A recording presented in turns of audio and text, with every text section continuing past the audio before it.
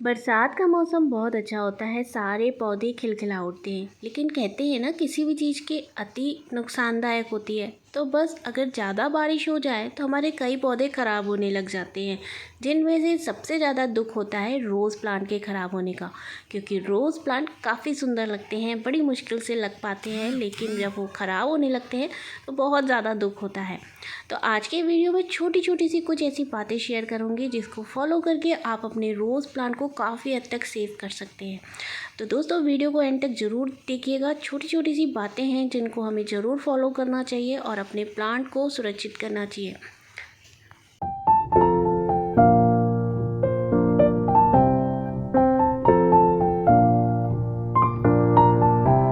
तो सबसे पहले दोस्तों बात करेंगे कि अगर आप अपने गार्डन में रोज़ प्लांट न्यूली ऐड करना चाहते हो, अभी बिल्कुल सही मौसम चल रहा है। अभी जाइए नर्सरी से कोई अच्छा सा प्लांट खरीद के लेके आइए और रिपोर्ट कर दीजिए। किस तरह से रिपोर्ट करना है उस पर वीडियो डली हुई है ऑलरेडी चैनल पे, और अगर आप चाहें तो कटिंग भी ट्राई कर सकते हैं। किस तरह से कटिंग लगानी है उस पर भी वीडियो डली हुई है चैनल पे, वो आप चैनल पे विज़िट करके सर्च करके देख सकते हैं। आज हम इसके रेनी केयर के बारे में बात करेंगे। तो सबसे पहले दोस्तों, जब गर्मी होती है तब हमारे प्लांट स्ट्रेस में चले जाते हैं और ये फ्लावरिंग नहीं करते। लेकिन जब बरसात आती है तो इनकी ग्रोथ थोड़ी अच्छी होने लगती है और ये थोड़ी थोड़ी फ्लावरिंग करने लगते हैं। तो फ्लावरिंग करते हैं जब, तो मैंने अक्सर देखा है कई लोग क्या करते हैं, फूल जब खिलते हैं तो उनको तोड़ते नहीं हैं, उन्हें प्लांट पे ही रहने देते हैं। ठीक है, 1-2 दिन आप प्लांट पे रहने दीजिए, उसके बाद प्लांट से जो है फ्लावर को रिमूव कर दीजिए। क्योंकि बरसात के सीज़न में फ्लावर ज़्यादा टाइम तक बना रहता है, तो उस पर फिर वो पानी की वजह से गलने लगता है और उसमें फंगस लगता है। तो सबसे पहला रीज़न होता है फ्लावर नहीं रिमूव करना। फ्लावर जब आप रिमूव नहीं करते हो प्लांट से, तो उसमें फंगस लगने के बहुत ज़्यादा खतरे होते हैं। दूसरी जो बात ध्यान देने वाली है वो है प्रूनिंग। बरसात में हमें प्लांट की प्रूनिंग नहीं करनी, स्पेशली रोज़ प्लांट की बात कर रही हूँ यहाँ पे सिर्फ मैं। तो रोज़ प्लांट पे हमें प्रूनिंग नहीं करनी है। प्रूनिंग करने से इसमें डायबैक की प्रॉब्लम आती है। हमें हल्की हल्की सी पिंचिंग करनी होती है। जब फ्लावर हम कट करते हैं उसके साथ ही इनकी पिंचिंग हो जाती है। यहाँ पे रोज़ प्लांट के साथ देखिए अरबी के पत्ते निकल आए हैं, तो इन्हें मैं निकाल दूँगी क्योंकि ये साथ साथ नहीं ग्रो हो पाएंगे। और यहाँ पे बहुत सुंदर हमारे जो फ्लावर हैं, देखिए कलियाँ आ रही हैं। तो इन फ्लावर्स को अभी मैं रिमूव कर दूँगी। वीडियो बनाना था इसलिए इन्हें रहने दिया है। बाकी जैसे फ्लावर खिलता है मैं उनको दूसरे दिन ही रिमूव कर देती हूँ प्लांट से, ताकि प्लांट की ग्रोथ हो जाए और फंगस लगने का खतरा जो है बिल्कुल टल जाए। फ्लावर को जब भी हम प्लांट से रिमूव करते हैं तो हमें एक बात ध्यान देनी होती है कि जब भी हम फ्लावर को कट करें, जैसे ये फ्लावर है उसके नीचे का स्टेम है, तो यहाँ से देखिए पत्तियों के जो साइड की जो पत्तियाँ होती हैं उन 2 पत्तियों के नीचे से हम उसे कट करें। इससे क्या होगा, इससे प्लांट की जो है ना सॉफ्ट पिंचिंग या सॉफ्ट प्रूनिंग कह लें वो हो जाएगी। और साइड से शूट निकलती हैं, तो साइड से जो शूट निकलेंगी उससे ग्रोथ आएगी और न्यू ग्रोथ में फिर से फ्लावर आएंगे। तो ये देखिए इसको हमें कट करना है, तो इसको एक पत्ती नीचे से हम कट करेंगे यहाँ से, बस इसे कहते हैं सॉफ्ट प्रूनिंग। और जो स्टेम होती है मोटी मोटी, वहाँ से हमें प्रूनिंग नहीं करनी। मैं आगे वीडियो में दिखाऊंगी कि क्या होता है। और प्रूनिंग करने से पहले एक ज़रूरी बात, जो भी आप टूल्स इस्तेमाल करेंगे फ्लावर को कट करने के लिए या प्लांट को कट करने के लिए, सॉफ्ट प्रूनिंग के लिए, तो सबसे पहले उसे स्टेरलाइज कर लें। उसके लिए आप या तो सैनिटाइज़र का इस्तेमाल कर सकते हैं या कोई भी एंटीसेप्टिक डेटॉल वगैरह भी ले सकते हैं। सेवलॉन वगैरह कॉटन पे लेके आप इस तरह से जो इसकी ब्लेड्स हैं वहाँ पे लगा लें। अगर आपके पास कुछ भी नहीं है इनमें से, तो आप गर्म पानी करें खौलता हुआ और थोड़ी देर के लिए इन टूल्स को उसमें डिप करके फिर यूज़ करें। अब जैसे कि मैंने बताया कि हमें हार्ड प्रूनिंग नहीं करनी, लेकिन कहीं कहीं पे हमें पतली पतली लंबी लंबी ब्रांचेस को कट करना पड़ता है या हमें कटिंग लेनी होती है, तो उसके लिए हमें कहीं से कट करना पड़ता है। जैसे कि देखिए ये है, ये स्टेम देखिए अब कितनी लंबी हो गई है, तो मैं यहाँ से कट करने के लिए सोच रही हूँ। देखिए कितनी लंबी जा रही है, एकदम अलग ही जा रही है। तो इस तरह से प्लांट भी जो है अच्छा नहीं दिखता है। और अभी यहाँ से मैं कट कर दूँगी तो ये थोड़ा बुशी हो जाएगा। और यहाँ से दूसरी इसकी स्टेम भी देखिए ये इस तरह से काफ़ी पतली पतली सी लंबी हो रही है, तो इनको मुझे कट करना पड़ेगा। और जैसे हमें कटिंग भी लेनी है प्लांट से, तो हमें उस पॉइंट पे नेल पेंट से लॉक कर देना है। जहाँ से हम कट करेंगे सिंपली, वहाँ से हम उस पर नेल पेंट लगा के उसे लॉक कर देंगे ताकि बरसात के पानी से फंगस ना लगे। दूसरी जो इम्पोर्टेंट बात है वो है dry leaves, yellow leaves. Plant पे जो ओल्ड पत्तियाँ होती हैं, पुरानी पत्तियाँ होती हैं, वो धीरे धीरे येलो होती हैं और येलो या ब्राउन होके वो प्लांट से गिर जाती हैं खुद से ही। लेकिन ये प्रोसेस होने में टाइम लगता है, तो बहुत अच्छा होता है कि हम खुद से अपने प्लांट से वो येलो होती लीव्स को रिमूव कर दें, ताकि प्लांट पे न पेस्ट अटैक होने का खतरा हो और ना ही फंगस लगने का। तो ज़्यादा बेटर है कि जब भी आप गार्डन में चलते फिरते कभी प्लांट्स के साथ घूम रहे हैं, प्लांट्स को देख रहे हैं, तो आप अपने हाथों से ही उन ड्राई लीव्स को रिमूव कर दें। और जो भी फ्लावर हैं उनके पत्ते झड़ चुके हैं, तो उनके पीछे जो रह जाता है ये सीड पॉड, उसे भी अपने हाथों से ही रिमूव कर दें।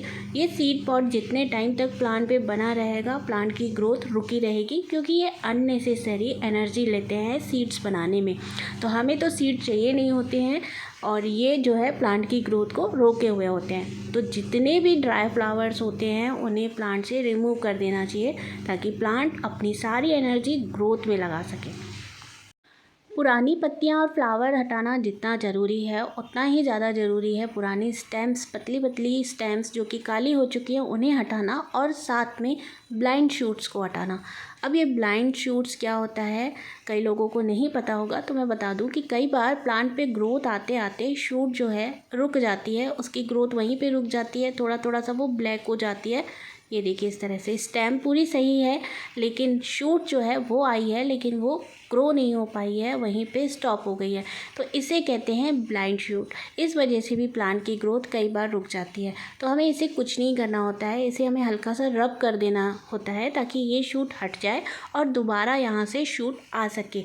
तो आप में से कितने लोगों को ब्लाइंड शूट के बारे में पहले से पता है, कमेंट करके ज़रूर बताइएगा। यहाँ पे ये देखिए पतली स्टेम है जो कि ब्लैक हो चुकी है, इसे हम प्लांट से रिमूव कर देंगे। कई लोग जो प्लांट के साइड से जो शक्कर निकलते हैं उन्हें ब्लाइंड शूट मानते हैं, तो वो वैसे ब्लाइंड शूट कह सकते हैं उन्हें भी, लेकिन वो शक्कर कहलाते हैं। और ब्लाइंड शूट जो होते हैं, जो शूट होती है वो ब्लैक हो जाती है, यानी कि ग्रो नहीं हो पाती है, उसे ब्लाइंड शूट कहते हैं।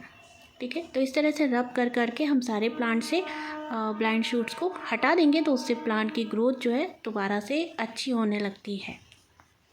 दोस्तों ये तो हो गई प्लांट की क्लीनिंग। अब हम करेंगे पॉट की क्लीनिंग। तो गमले में जितने भी एक्स्ट्रा चीज़ें हैं, यानी कि जो रोज़ प्लांट के अलावा जो भी निकल आया है, उन सबको हटा देंगे। यहाँ पे मेरे एक गमले में अरबी के पत्ते पता नहीं कैसे निकल आए हैं, तो इन इससे मैं निकाल दूँगी। है तो ये अरबी ही, हालांकि एलोकेशिया का प्लांट भी ऐसा ही दिखता है, बट मुझे ये अरबी के पत्ते ही लग रहे हैं, तो इन्हें हटा देंगे। और मैं देख रही थी कि नीचे कुछ और भी ऐसे अरबी तो नहीं रह गई है जिसकी वजह से ये निकला है, तो कुछ नहीं था। और जितनी भी घास निकली हुई है एक्स्ट्रा, जितनी भी वीड है पॉट में, उस सबको हमें हटा देना है। साथ में जितनी भी प्लांट की जो पत्तियां गिरी हुई होती हैं, ड्राई लीव्स, येलो लीव्स, जो भी मिट्टी के ऊपर पड़ी हुई हों, उन सबको हमें ज़रूर से हटा देना है। जैसे कि ये कुछ पत्तियां देखिए यहाँ पे गिरी हैं, दूसरे प्लांट की आसपास गमले रखे होते हैं उनकी भी पत्तियां गिरी हुई है, कुछ रोज़ की पत्तियां होती हैं, तो उन सबको हमें हटा देना है। नहीं तो ये जो स्टेम होती है ना, इसमें फंगस लगेगा। तो बस सारा ही खेल फंगस का ही है। रोज़ प्लांट पे फंगस बहुत जल्दी लग जाता है, बस उसी को हमें बचाना है। तो पॉट की क्लीनिंग कर लेंगे हम। तो यहाँ पे मैंने फंगस लगने का सारा खतरा इकट्ठा कर लिया और इसे डाल देंगे डब्बे में। हाँ, मैंने खतरा बोला है, कचरा नहीं बोला है। और यहाँ पे अब हम दूसरा टूल इस्तेमाल करेंगे और करेंगे गमले की गुड़ाई। जितनी भी मिट्टी है, सारी मिट्टी को हम उलट पलट कर लेंगे ऊपर ऊपर की लेयर को, ताकि गमले की जो मिट्टी लगातार बारिश की वजह से जम चुकी है वो थोड़ी ढीली हो जाए और जड़ों तक हवा पहुंच पाए और मिट्टी को सूखने में मदद मिल पाए। बस एक ज़रूरी स्टेप और रह गया है, वो है फंजीसाइड का इस्तेमाल करना। तो यहाँ पे देखिए ये फंजीसाइड मैं लेके आई हूँ। वैसे मैं साफ नाम का फंजीसाइड यूज़ करती हूँ, जो कि पैकेट लगभग सेम इसी तरह का दिखता है, बस नाम चेंज है, ये वाला दिया है अभी उन्होंने।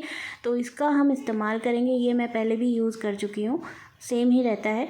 तो इस ये जो है ना फंजीसाइड होता है, जो कि हमारे प्लांट को फंगस वगैरह लगने से, बीमारियां लगने से बचाता है। तो इसको हम लिक्विड बना के भी दे सकते हैं, लेकिन यहाँ पे क्योंकि मिट्टी ऑलरेडी इतनी गीली है, सूख ही नहीं रही है, तो मैं और पानी उसमें नहीं ऐड करना चाहती हूँ। मैं इसका डायरेक्ट जो है पाउडर जो है थोड़ा थोड़ा छिड़काव कर दूँगी मिट्टी के ऊपर इस तरह से, क्योंकि बारिश अभी भी बनी हुई है, होगी बारिश, तो जब बारिश का पानी इसमें जाएगा तो ये बारिश के साथ घुल के प्लांट की जड़ों तक पहुँच जाएगा। तो इसका हम इस्तेमाल ज़रूर करेंगे इस तरह से। और इसका हम अगर प्लांट पे पत्तियों पे कीड़े लगे हैं तो इसका ही हम लिक्विड बना के स्प्रे भी कर सकते हैं प्लांट पे। पर मेरे प्लांट पे अभी तक ऐसे कीड़े वगैरह कुछ भी नहीं थे, आपने देखा भी होगा, कहीं पे भी आपको कोई भी कीड़ा नहीं दिखा होगा, तो वो नहीं लगे, इसलिए मैं अभी पत्तियों पे स्प्रे नहीं कर रही हूँ। और चाहें तो इसके साथ साथ हम थोड़ा सा फर्टिलाइज़र भी 2-2 चम्मच हम सभी गमलों में दे सकते हैं। मुझे अभी नीड नहीं लग रही है, सो मैंने नहीं डाला है। कभी भी मैं प्लांट को ओवर फर्टिलाइज़ नहीं करती, मैं ज़्यादा फर्टिलाइज़र नहीं देती, जब भी नीड होती है तभी देती हूँ। तो दोस्तों, उम्मीद है ये इन्फॉर्मेशन आपको अच्छी लगी होगी, और ज़रा सी भी वीडियो अच्छी लगी तो प्लीज़ लाइक करें, शेयर करें, सब्सक्राइब करें, हाइप कर सकते तो हाइप भी करें। मिलेंगे किसी और वीडियो में किसी और टॉपिक के साथ, तब तक के लिए बाय, हैप्पी गार्डनिंग।